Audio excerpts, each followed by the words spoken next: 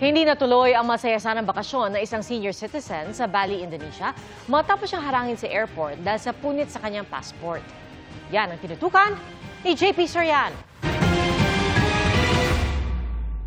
Dahil sa maliit na punit sa passport, naunsyami ang bakasyon ng isang senior citizen sa Bali, Indonesia. Kwento ng isang pasahero sa nag-viral na post na ito na ibinahagi sa GMA Integrated News. Inuna ng ground crew sa check-in counter ang maliit daw na punit sa passport ng kanyang ama. Hindi raw nila ito napansin at mukhang normal wear and tear lang nila ito. Pinicturan daw ng ground staff ang passport at sinabing ipadadala sa immigration sa Bali. Nagtanong ulit sila makalipas ang halos kalahating oras at tila tumaas anya ang boses ng staff. Ang isa niyang tiyahin nagpunta sa senior citizen check-in counter at agad nabigyan ng boarding pass ang kanyang ama. Nakalusot sila sa immigration dahil sabi ng staff, valid ang passport at normal wear and tear lang ang punit. Pero sa boarding gate, hindi siya pinasakay ng ground staff sa eroplano dahil hindi raw siya bumalik sa naunang counter. Pero hindi na raw hinintay ng eroplano ang ama at ang ending, naiwan ito. Ayon kay Transportation Secretary Vince Dizon, iniimbestigahan na ang insidente at batay raw sa kwento ng Cebu Pacific. Sinabi mismo ng Denpasar ng Bali Airport, hindi namin tatanggapin yan, kaya wag nyo nang pasakayin. Yun ang sinasabi ng Cebu Pacific. But of course, we have to verify that with Denpasar Airport, if that is in fact true.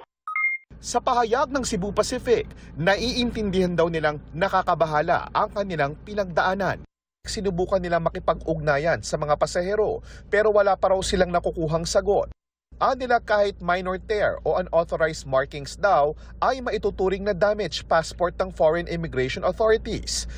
Iniimbestigahan din daw ng DOTR ang iba pang post tungkol sa mga umano'y hindi raw pinayagang makalipad dahil sa sirari ng passport. Do airlines have the authority to check travel documents like passports? They do, JP. They need to comply with that clear instruction that they must in no way whatsoever cause any harm to the documents or tamper with the documents of the passengers in the exercise of their function. Ipinatawag na raw ng DOTR ang Cebu Pacific at iba pang airlines. Nais din nilang matiyak na hindi sinadya ang pagpunit o pagsira sa mga passports na inirereklamo sa social media. Kung meron tayong makitang gano'n, at sorry na lang, sanctions will be imposed on both the personnel and the airlines. Base sa Philippine Passport Act, maituturing na damage ang pasaporte kung may pagbabago sa pisikal na anyo na maaaring sanhi ng wear and tear o pagkaluma, negligence o pagpapabaya at iba pang dahilan. Paalala ng mga otoridad kung may sira ang passport agad itong papalitan sa DFA bago mag-schedule ng biyahe. Para sa GMA Integrated News, JP Soriano, nakatutok 24 oras. Kasunod ng libing ni Pope Francis, pinaghahandaan na ang conclave o pagtitipon ng mga kardinal para piliin sa kanilang hanay ang susunod na Santo Papa. May panawagan naman ang CBCP sa gitna ng pagpapalutan ng mga posibleng frontrunner. Nakatutok si Ian Cruz. Matapos ang Novem Diales o 9-day novena masses para kay Pope Francis, muling matutuon ang atensyon ng mundo sa Vatican para sa pagpili ng susunod na Santo Papa. Maaaring sa May 5 to May 10, maganap ang magsimula ang ating conclave na mag-gather ang mga cardinal electors. Mahigit 200 ang buhay na kardinal ng Simbahang Katolika, pero mga edad 80 pababa o 135 ang cardinal electors o mga kardinal na mamimili kung sino sa kanila ang magiging ika-267 Santo Papa na magiging pinuno ng mahigit 1.4 billion Catholics sa mundo. Kailangan makakuha ng 2/3 na majority vote sa conclave. Yung mga cardinal electors kasi natin, sila yung mga cardinal na not more than 80 years old. Sila yung may kakayanan ng bumoto at ma-elect bilang Santo Papa. So yung mga nagpas na edad ng 80 years old, so hindi sila kakaboto. Bago ang conclave, magpupulong muna sa General Congregation ng mga kardinal para makilalang isa't isa at talakayin ang iba't ibang isyu sa simbahan at daigdig. Kapag halimbawa napakinggan na nila yung mga interventions, pati na rin yung mga nakikita nilang problema, suliranin at kung anong direksyon ng tatahakin ng simbahan, more or less magkakaroon na sila ng ideya kung sino ba ang dapat nilang piliin. Sikreto ang buong proseso ng conclave. Nakakandado ang mga kardinal sa Sistine Chapel, kaya hindi sila maimpluwensyahan, di gaya ng eleksyon ng mga lider ng bansa. Walang kampanya, walang bayaran dito, wala ditong patronage politics, wala ditong guns, guns and gold, wala dito na palakasan. Sa 5 Pilipinong kardinal, lagpas 80 anyos na sina Cardinal Gaudencio Rosales at Cardinal Orlando Quevedo. Ang lalahok sa conclave, sina Manila Archbishop Jose Cardinal Advincula, Caloocan Bishop at CBCP President Pablo Virgilio Cardinal David at Cardinal Luis Antonio Tagle. Sa mga lumabas na ulat ng international media, kabilang si Cardinal Tagle sa mga papabili o may potensyal na maging susunod na Santo Papa. Pero giit ng Catholic Bishops Conference of the Philippines, walang nangunguna o frontrunner. Patuloy na panawagan ng CBCP sa ating mga kababayan, huwag ikampanya na magiging susunod na Santo Papa ang isang Pilipinong kardinal. Hayaan daw na ang proseso ang manaig kung saan ang mga cardinal electors ang siyang magpapasya sa tulong ng Espiritu Santo. Baka, alam mo yun, magkaroon na ng backlash, mag-boomerang sa atin yung mga ganon. Tuloy maunsyami. Ang kailangan naman natin dito talagang isaalang-alang ay yung desisyon ng cardinal electors. Para sa GMA Integrated News, Ian Cruz nakatutok, 24 oras. Sa gitna ng papatuloy na balikatan na exercises ng Pilipinas at Amerika, lumahok na rin ang isang barko ng Japan.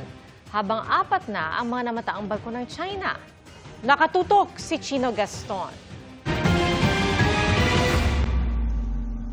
Sa pangalawang sunod na araw na mataang nagmamasid ang mga barko ng Chinese People's Liberation Army Navy sa karagatan ng North Luzon sa loob ng EEZ ng Pilipinas. Mula sa 3 warship kahapon, nadagdagan pa ng isa ang 3 barko ng China. Unang nagpakita ang mga Chinese habang isinasagawa ang Division Tactics Exercises sa pagitan ng US, Philippine Navy at Philippine Coast Guard. Sa isang pahayag, ginumpirma ng Philippine Navy ang ginagawang pagmamasid ng mga barko ng Chinese Navy. Hindi naman daw naapektuhan ang Multilateral Maritime Event o MME at nasunod ang lahat na protocol sa pagtugon sa sitwasyon na naaayon sa international law. Kaninang umaga, sumali sa MME ang surveillance ship ng Japanese Maritime Self-Defense Force na agaw pansin dahil sa mataas at patulis na radar at sensors nito. Ang BRP Apollinario Mabini at ang USS Comstock ng Amerika nagsagawa ng replenishment at sea simulation bilang paghahanda sa mga sitwasyon na kailangan mag-refuel sa gitna ng dagat ang mga barko ng mga magkakaalyadong bansa. Sa gitna ng pagsasanay, lumilipad sa himpapawid ang mga surveillance aircraft ng Japan at Amerika. Para sa GMA Integrated News, Chino Gaston nakatutok, 24 oras.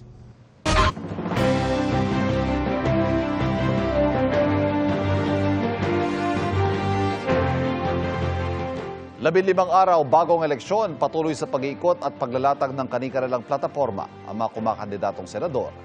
Nakatutok si June Veneracion. Pagmura ng mga bilihin at serbisyo ang isinulong ni Lisa Masa sa La Union. Si Alin Andamo, isinulong ang libreng serbisyong medikal. Naroon din si Mimi Doringo.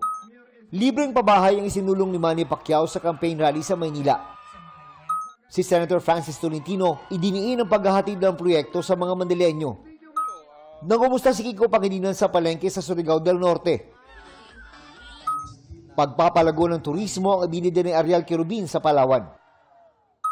Fisheries reform ang tinalakay nila Danilo Ramos, Representative Franz Castro at Amira Lidasan sa mga mangingisda sa La Union. Pagtutok sa edukasyon ang tinalakay ni Willie Revillame sa Cebu. Naglibot sa public market sa Naga si Congressman Erwin Tulfo. Si Representative Camille Villar, isinulong ang hostisya para sa matatag na lipunan. Pag-alis ng VAT sa kuryente, ang iginiit ni Benhur Abalos sa Bulacan. Libreng gamot ang isa sa mga advokasya ni Mayor Abby Binay. Para kay Congressman Bonifacio Busita, kailangang ayusin ang mga batas trapiko. Pangil sa mangrove reforestation ang itinutulak ni David D'Angelo.